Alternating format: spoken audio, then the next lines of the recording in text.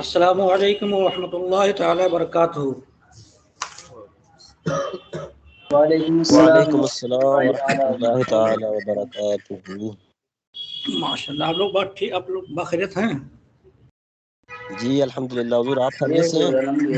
جی الحمدللہ، آپ لوگ دعائیں ہیں بہتر ہیں، آپ لوگ دعا کرتے رہیے۔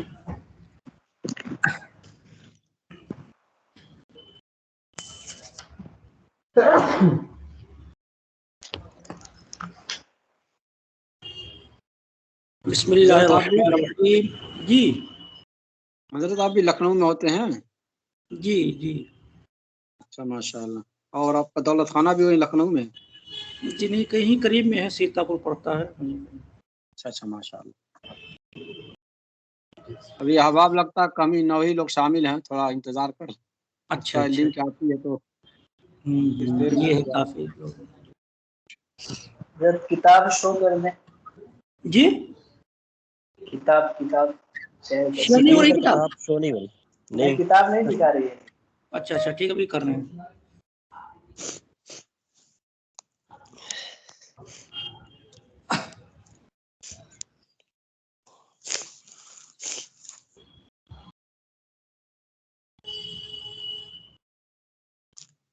جی اب شو ہو رہی کتاب؟ جی حضرت آ رہی ہے۔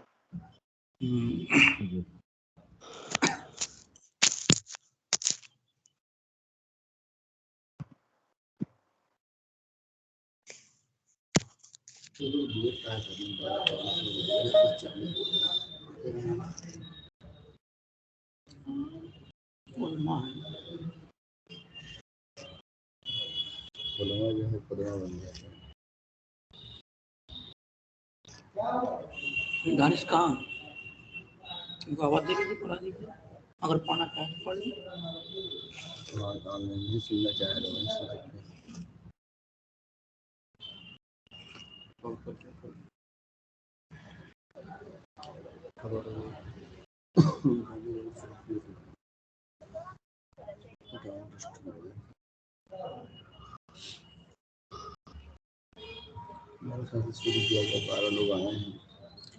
جتنے لوگ آ رہے ہیں۔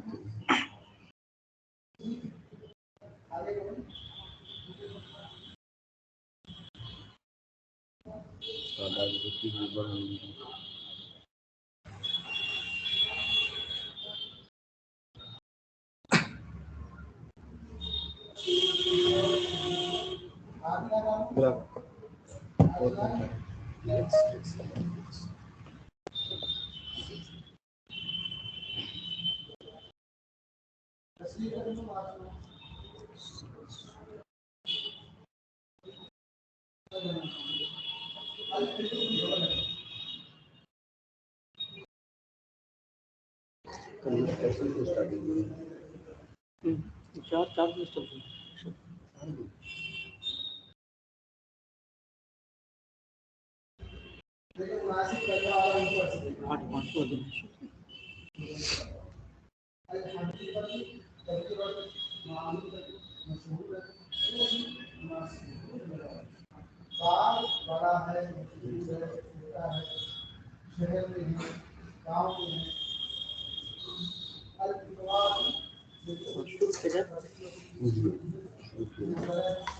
بسم اللہ الرحمن الرحیم۔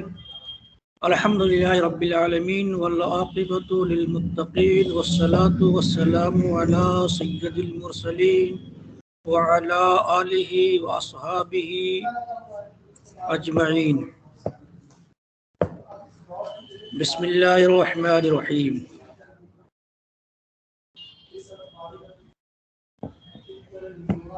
یہ بیان چل رہا ہے، امام طحاوی رحمۃ اللہ علیہ بیان فرما رہے ہیں کہ اقامت کے سلسلے میں جو الفاظ اقامت میں پڑھے جاتے ہیں وہ کس طرح کے ہیں، اقامت کس طرح کہی جائے، تو انہوں نے شروع ہی میں بتا دیا ہے کہ اس سلسلے میں 3 موقف ہیں۔ 2 موقف کا بیان ہو چکا، امام مالک رحمۃ اللہ علیہ اور امام शाफी रहमतुल्लाह अलैह, इन हजरात के दावे पर जो आदिस करीमा थी, इमाम तहावी रहमतुल्लाह अलैह ने उनको भी जिक्र फरमाया। फिर इमाम शाफी की जानिब से एक दलील अक़ली का जिक्र फरमाया और उस अक़ली का जो महवर था उन्होंने उसको जिक्र किया। अब उन तमाम हादीसों को इन्होंने तस्सीर कर दिया, जिन जिन मौके पर जिनकी दलीलें थीं, हदीसें थीं, उनको जिक्र करके अब ये आखिर में अपना मज़हब बयान कर रहे हैं और मज़हब बयान करेंगे और उसके मुताबिक जो अहादीस करीमा होंगी उनको जिक्र करेंगे। फिर हदीसों के अंदर तकाबुल करेंगे कि वो हदीसें जो हज़रत बिलाल रज़ी अल्लाह ताला अन, क्योंकि हज़रत बिलाल रज़ी अल्लाह ताला अन्हु सिक़ा हैं, तामुल सब्त हैं, इनकी दलील, इनकी हदीस काबिल हुज्जत है, सारी चीज़ें हैं। लेकिन एक ज़ाब्ता उसूल हदीस में आता है नासिख और मनसूख का। तो अब यूँ ही हर जगह नासिख मनसूख कहा जा ही नहीं कर सकते, उसके लिए कुछ ज़ाब्ते हैं, कुछ कायदे हैं, कुछ अस्माउर रिजाल पर गुफ्तगू हो, तो और कुछ दलीलें ऐसी आएंगी जो हदीसें इस बात को बता रही होंगी कि ये हदीसें इस बात पर करीना हैं कि हदीस नासिख है और पीछे वाली हदीस क्या है, मनसूख है।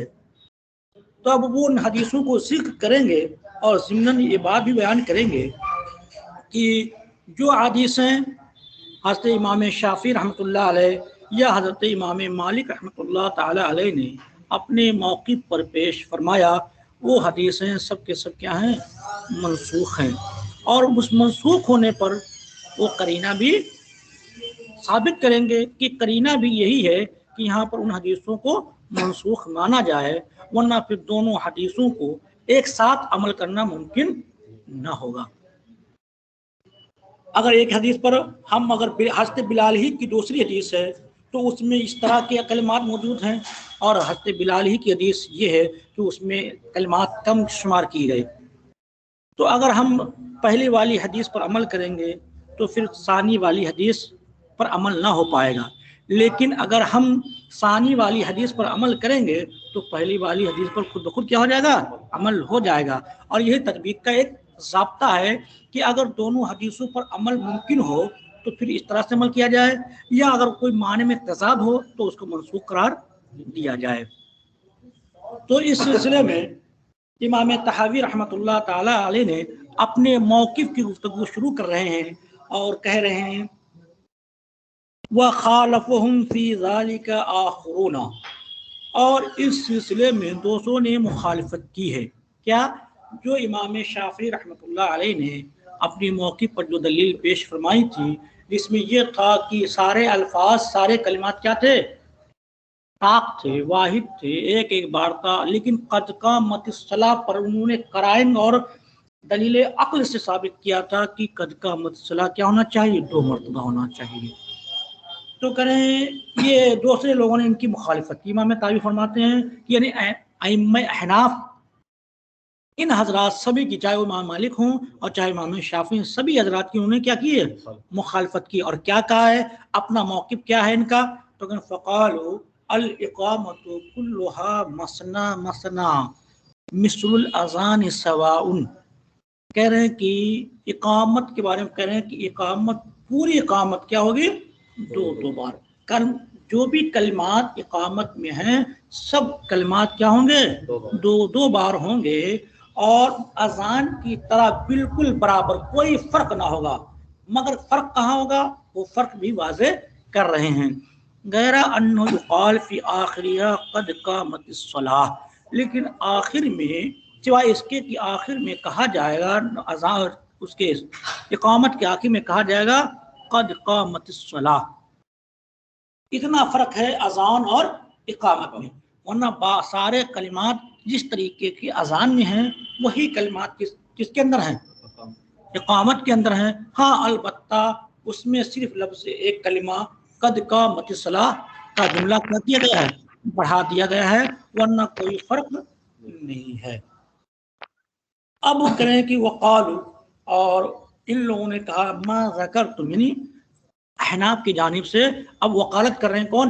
امام طحاوی رحمۃ اللہ علیہ فرماتے ہیں قالوا فرماتے ما ذکرتم عن بلال، جو آپ نے حدیثوں کو ذکر فرمایا ہے حضرت بلال رضی اللہ تعالی عنہ کے حوالے سے، وقد روی عنہ، آپ کریں کہ تحقیق کی وہی انہی سے حدیثیں روایت کی گئی ہیں خلاف و ذالک، اسی کے خلاف، یعنی جس مسئلے کو حضرت بلال رضی اللہ تعالی عنہ نے اپنے حدیث میں بیان فرمایا، حضرت بلال ہی سے روایت اسی کے خلاف کیا ہے؟ روایت ہے۔ اب جب ایک ہی آدمی سے دو طرح کی باتیں منقول ہوں تو اب ہم اس پہ غور کرنا ہوگا کہ یہ دو طرح، ایک ہی شخص سے دو طرح کی باتیں کیوں کر منقول ہیں، یا تو اس کا محل الگ ہے، یا تو اس کا مقام اور اس کی مراد الگ الگ ہے، یا دونوں کا الگ الگ معنی ہے تو کوئی بات نہیں، اگر ایک ہی معنی ہے تو پھر ہم اس میں تطبیق دینے کی کوشش کریں گے، اور تاکہ دونوں کے قول میں تضاد لازم نہ آئے۔ تو کہنے دیکھیے وقد روی عنہ، اور انہی سے یعنی کس سے؟ حضرت بلال ہی سے روایت کی گئی ہے خلاف و ظالم، اس کے خلاف، مما سنذکرہ انشاءاللہ تعالی، ان قریب ہم اس کو ذکر کر رہے ہیں۔ دیکھیے جو خلاف روایت ہے وہ سنیے، اوپر والی حدیث میں تو اوپر جو حضرت امام مالک کے موقع پر، امام شافعی کے موقع پر جو حدیثیں پیش کی گئی ان تمام حدیثوں سے بات سمجھ میں آ رہی تھی کہ فرادہ کلمات کہے جائیں، لیکن جو حدیث وہ بھی کس کی حدیثیں تھیں؟ حضرت بلال ہی سی روایتیں تھیں، بلال ان محظورہ سے۔ اب یہاں دیکھیے حدثنا ابراہیم بن مرزوق قال حدثنا عبد اللہ بن داود قال عن اعمش عن عمرو بن مرہ ان عبد الرحمن بن ابی لیلہ ان عبداللہ بن زید راء رجلا۔ اب ایک واقعہ بیان کر رہے ہیں حدیث پاک میں، کہہ رہے ہیں کہ حضرت عبد الرحمن ابی لیلہ کے حوالے سے حدیث کی روایت ہے کہ بے شک فرمایا کہ عبداللہ بن زید بن رباح انہوں نے دیکھا ایک شخص کو نزلہ من السماء، جو اترا آسمان سے، علیہ ثوبان، اور اس کے اوپر دو کپڑے تھے،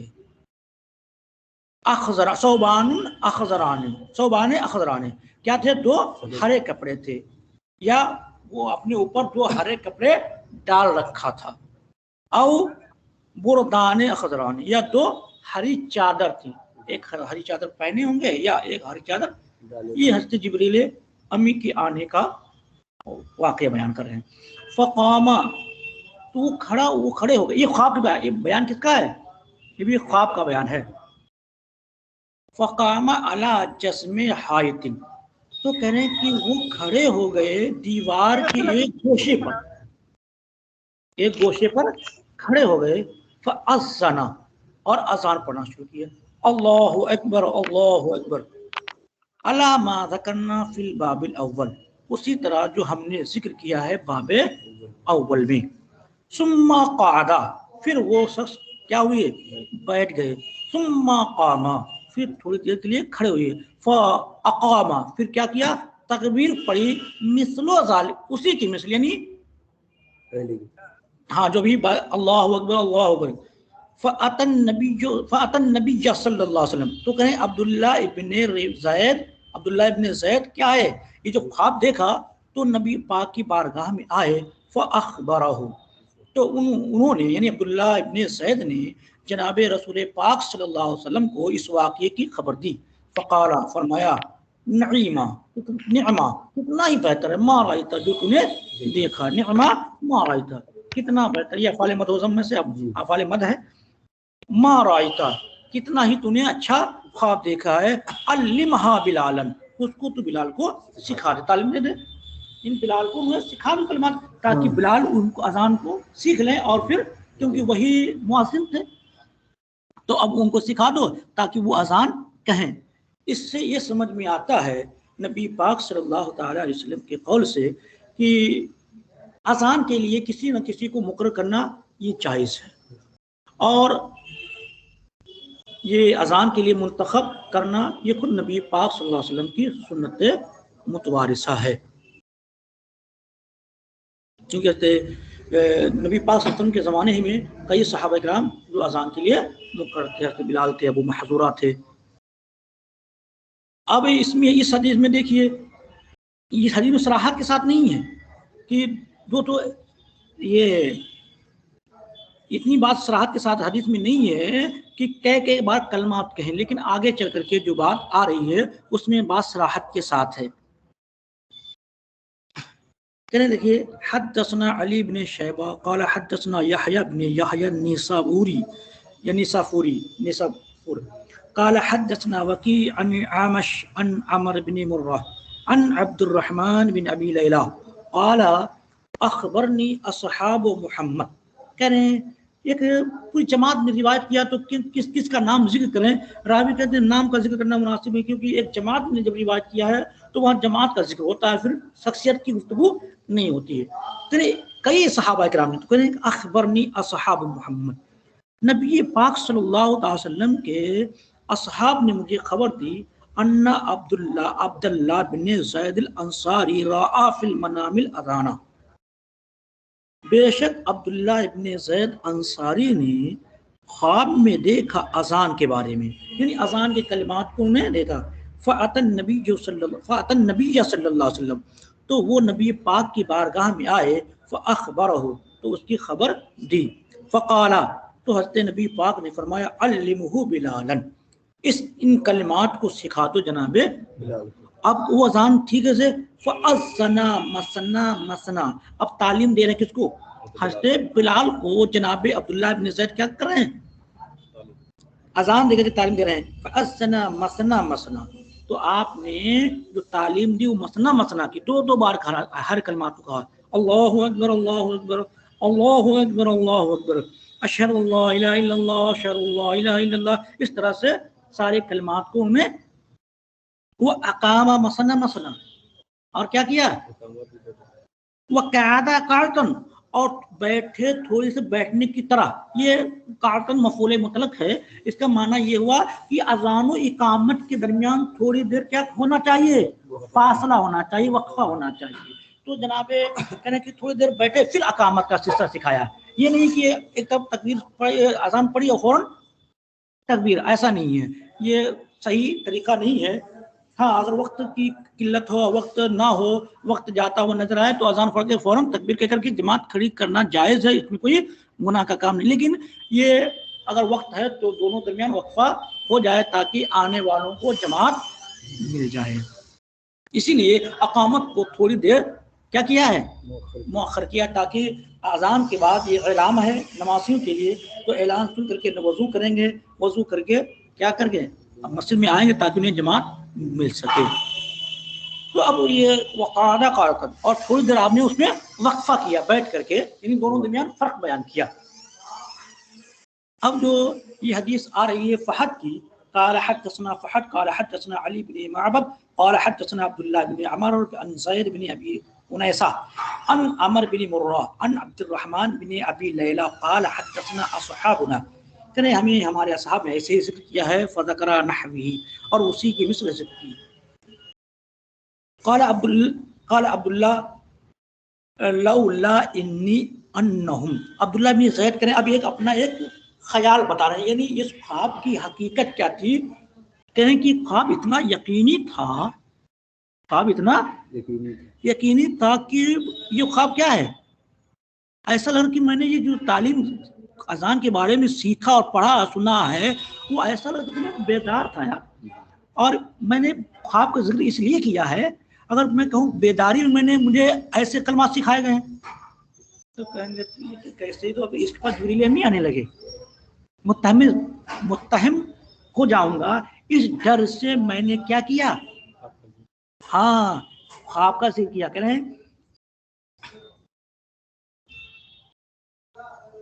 کریں جناب عبداللہ بن زید کریں لولا انی اتہمہ، اگر نہ ہوتا مجھے کہ میں متہم بنا کیا جاؤں، یا متہم نفسی، مجھ پر تہمت ہو، خود کی مجھ پر تہمت ہو، لظننت انی رأیت ذالک وانا یقظان غیر نائم، تو میرا گمان یہ کہ میں نے اس چیز کو دیکھا ہے اس حال میں کہ میں بیدار تھا، سویا ہوا نہیں تھا۔ یعنی اتنا خواب بالکل صاف شفاف تھا، اتنا یقینی تھا کہ انہیں اس کو گویا ایسا لگ رہا کہ میں نے بیداری میں سب کلمات سیکھ لیے ہیں جو اللہ کے نبی صلی اللہ علیہ وسلم یہ واقعہ اس طرح ہوا تھا کہ صحابہ کرام کا ارادہ یہ تھا کہ اذان پڑھی جائے یا کس طریقے سے لوگوں کو نماز کی دعوت دی جائے. تو صحابہ کرام اور نبی پاک صلی اللہ علیہ وسلم کی باضابطہ ایک بیٹھک ہوئی اور اس میں مشاورت ہوا کہ کیا کیا جائے. تو بعض نے کہا شنکھ بجایا جائے، بعض نے کہا کہ آگ کو روشن کیا جائے، کسی نے کہا ڈھول وغیرہ کی سے بجایا جائے جس سے لوگوں کو اعلام ہو جائے کہ یہ اب اذان کے لیے بلایا، نماز کے لیے بلایا جا رہا ہے. پھر کسی بات پر فیصلہ نہ ہو سکا.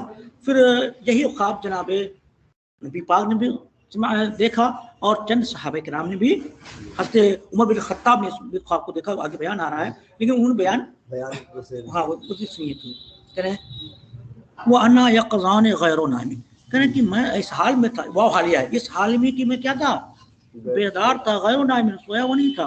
قال راوی کہتے ہیں وقال عمر بن خطاب، اور راوی کہتے ہیں عمر بن خطاب نے کہا انا واللہ لقد طاف بی الذی طاف بی ابی عبداللہ، کہنے کی قسم خدا کی بے شک وہی چیز مجھ پر بھی طواف کیا ہے، میں نے ادھر طواف مجھ پر وہی بات گزری، یعنی جو چیز جناب عبداللہ بن زید نے دیکھا ہے وہی چیز میں نے بھی دیکھا. اس کا مفہوم یہ ہوا، لیکن تمہیں کیا استعمال کیا ہے لقد طاف بی الذی طاف بی عبداللہ، وہی چیز مجھ پر چکر لگائی ہے جو چیز جناب عبداللہ بن زید پر چکر لگائی، یعنی جو چیز جناب عبداللہ بن زید نے دیکھا ہے وہی چیز میں نے بھی دیکھا ہے.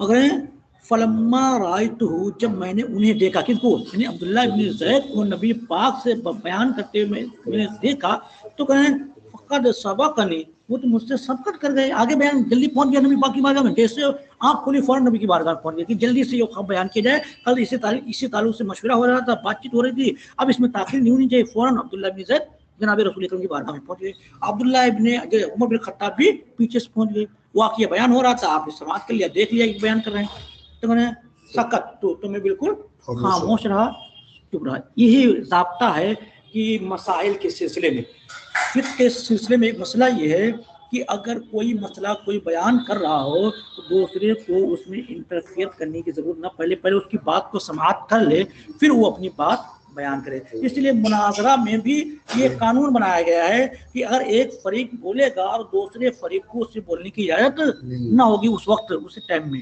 ہاں جب وہ ٹائم کا ختم ہو جائے تب دوسرے فریق کو بولنے کی اجازت ہوگی، ورنہ پھر مسئلہ خلط ملط ہو جائے، آپ کی بات سنیں گے کسی بات سنیں. اس لیے بہتر یہ ہے کہ جو تعلیم کا جو ضابطہ ہے کہ ایک بولے دوسرا سماعت کرے، پھر جو اس پر اعتراضات اور جو کچھ آپ کی بات سمجھ میں نہ آئے اس کو کیا کریں، سمجھنے کی کوشش کریں.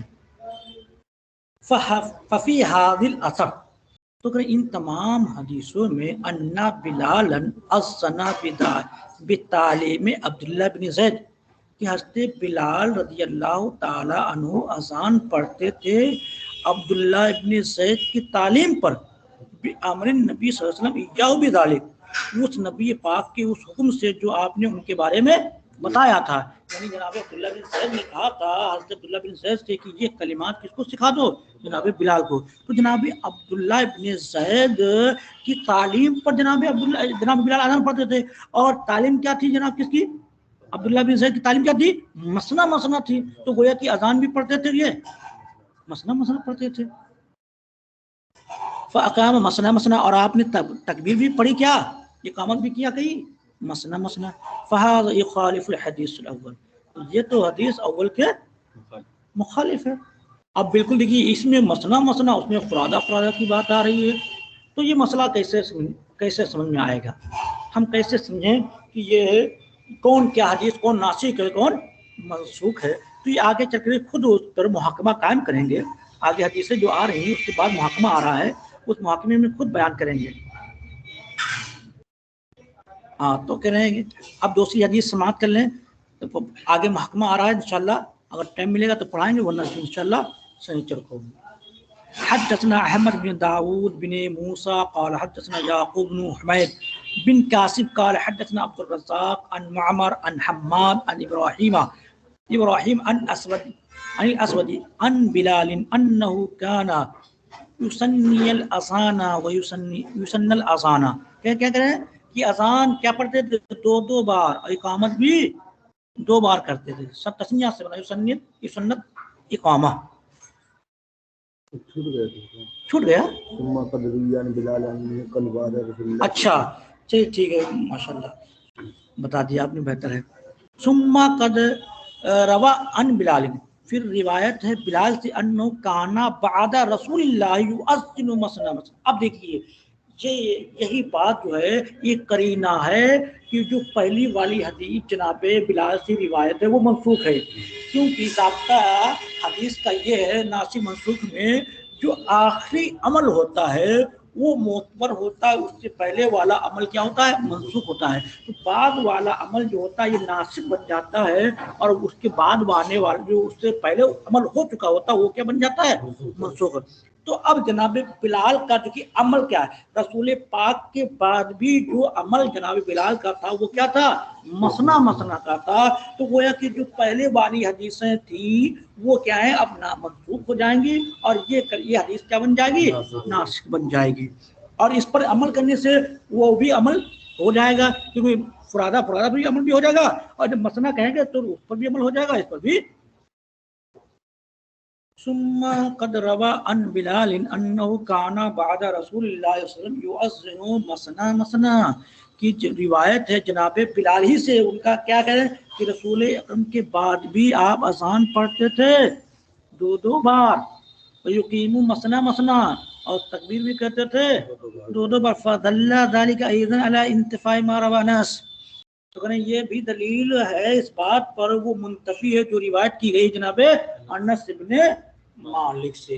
جو بھی روایت حضرت بلال کی انس کے حوالے سے تھی جس میں فرادہ کا ذکر تھا اس ضابطے سے بلال کے حضرت بلال رضی اللہ تعالیٰ عنہ کے عمل سے جو نبی پاک کے زمانے کے بعد اور وہ عمل جو نبی پاک کے زمانے کے بعد ہے یہ منسوخ نہیں ہو سکتا کیونکہ اب کوئی ناسخ کا کوئی ذریعہ ہے ہی نہیں. ناسخ کا ذریعہ کون تھا نبی پاک صلی اللہ علیہ وسلم کی گفتگو حدیث. اور جب نبی پاک اکملت لکم دینکم واتممت علیکم نعمتی کہ نبی پاک کے بارے میں اللہ نے فرمایا اے نبی پاک ہم نے آپ پر اپنا دین کیا کر دیا ہے اور اپنی نعمتیں آپ پر کیا کر دی ہیں کام کر دی ہیں. اب یہاں پر نبی پاک کے بعد ناسخ منسوخ کا کوئی مسئلہ نہیں آئے گا. تو اب گویا کہ عمل جناب بلال کے ناسخ کے لیے کوئی ایسا منسوخ ہونے کے لیے کوئی دلیل ہو ہی نہیں سکتی ہے. لہٰذا کوئی قرینہ موجود ہو ہی نہیں سکتا ہے کیونکہ نبی پاک صلی اللہ علیہ وسلم کی دنیا حیا اگر ہوتے تو سمجھ میں آتا کہ نبی پاک صلی اللہ علیہ وسلم کے اوپر وحی کے ذریعے سے اس بات کو منسوخ کر دیا گیا لیکن ایسا کوئی ہے نہیں. لہٰذا اب گویا کہ حضرت بلال کا عمل نبی پاک کے بعد اس بات دلیل ہے کہ پہلی والی حضرت جو بلال کی روایتیں ہیں وہ سب کیا ہیں منسوخ ہیں. ابھی اتنی بات بتا دی لیکن محاکمے میں پوری بات یہ واضح کریں گے. حدثنا حماد بن داود بن موسى قال حدثنا يعقوب بن حميد بن كاسب قال حدثنا عبد الرزاق عن معمر عن حماد عن ابراهيم عن اسود عن بلال انه كان يسني الاذان ويسني الاذان اقامه. حدثنا محمد بن خزيمة قال حدثنا محمد بن سنان قال حدثنا شريك تحويل السند ہے. حدثنا روح بن فرج قال حدثنا محمد بن سليمان لوين قال حدثنا شريك عن عمران بن مسلم عن سويد بن غفلة قال سمعت بلالا يؤذن مثنى ويقيم مثنى. کہ جناب سوید کہتے ہیں کہ میں نے سوید بن غفلہ سے روایت ہے وہ کہتے ہیں کہ میں نے بلال کو سنا جو اذان پڑھ رہے تھے مثنا اور تکبیر کہہ رہے تھے مثنا مثنا 2 بار.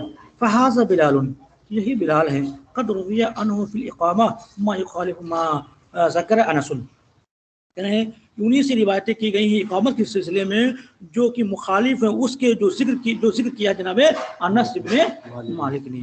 وہ فی حدیث ابو محذورہ اور جناب ابو محذورہ کے لکھے جناب ابو محذورہ بھی کیا تھے مؤذن تھے. یعنی کہ ان رسول اللہ صلی اللہ علیہ وسلم علم الاقامہ مثنا مثنا کہ رسول پاک صلی اللہ علیہ وسلم نے ان کو جو تعلیم سکھائی تھی اقامت کی وہ کیا تھی مثنا مثنا تھی. تو جناب دیکھیے اب یہاں پر بلال کی تقویہ حدیث کی بعد والی حدیث کی تقویہ ہو گئی 2 طریقے سے. ایک تو بلال کا عمل مسنا پر قائم ہے اور دوسرا جناب محظورہ کی جو حدیث ہے اس میں بھی انہوں نے بتایا کہ رسول پاک نے جو ہمیں تعلیم دی تھی وہ کیا تھی. تو اب 2 طرح سے ان کی حدیث کی تقویت ہو گئی تو گویا کہ پہلے والی حدیث قابل عمل نہ رہی. اب دیکھیے یہ کہہ رہے ہیں کہ پھر کہہ رہے ہیں کہ حدثنا علی بن معبد و علی بن شیبہ قال، دونوں فرماتے ہیں یعنی علی بن معبد اور علی بن شیبہ دونوں راوی کہتے ہیں حدثنا روح بن عبادہ، ہم سے حدیث بیان کی روح بن عبادہ نے، انہوں نے کہا مجھ سے حدیث بیان کی ابن جریج نے، انہوں نے کہا مجھ سے حدیث مجھے خبر کی عثمان ابن صائب نے۔ اچھا ایک لفظ آتا ہے حدثنا اور ایک آتا ہے اخبرنی، ان دونوں میں ایک تھوڑا سا فرق ہے۔ ہمارے اعتبار سے جو فرق میں نے کافی دن پہلے مطالعہ کیا تھا، ہو سکتا ہے کہ اس کے خلاف ہو، لیکن میں اگر میری تصحیح ہو جائے گی اگر آپ لوگ کہیں گے کہ حدثنا کا دیکھیے دو طرح کے یہاں فرق بیان کیا ہے محدثین نے۔ ایک تو حدثنا اس لیے کہتے ہیں کہ کئی لوگوں نے بیان کیا ہے، اس لیے کہ ہم سے بیان کیا ہے حدثنا، اور ایک بیان کرتے ہیں بولتے ہیں حدثنی۔ ایک دوسرا فرق کیا ہے، وہ کہتے ہیں کہ اگر حدثنا بیان کرے تو جو جس سے بیان کر رہا ہے وہ کیا ہے، وہ شاگرد ہے اور وہ استاذ ہے، یعنی بڑا ہے، بزرگ ہے، علم میں کسی اعتبار سے بڑا ہو تو اس کی تعظیم بولتے ہیں حدثنا، فلاں نے ہم سے بیان کیا ہے۔ اور اگر کوئی چھوٹا عمر میں یا علم میں چھوٹا بیان کرے تو اس کے لیے کیا تعبیر کرتے ہیں، حدثنی، یعنی گویا کہ جو حدیث مجھ سے بیان کر رہا ہے میں اس کا شاگرد نہیں ہوں، میں اس کا شاگرد ہاں، وہ ہم سے بڑا نہیں ہے۔ اور حدثنا میں ثابت کرنا ہوتا ہے میں اس کا بیان کرنے والا کیا ہوں، شاگرد ہوں۔ ایک فرق یہ محدثین نے بیان کیا، اب کافی دن ہو گئے مجھے مطالعہ کیے ہوئے، اور انشاءاللہ پھر میں اس کی تجدید کروں گا اور پھر انشاءاللہ آپ بتائیں گے انشاءاللہ۔ تو اب دیکھیے ان ابی ہی ام عبد الملک، کہنے ام عبد الملک ہیں، یہ ہے ابن ابی محذورہ، قالت فرماتی ہیں ام عبد الملک کہتی ہیں سمعت ابا محذورہ، میں نے ابی محذورہ سے ایسے ہی سنا ہے، اور تعبیر سند ہے۔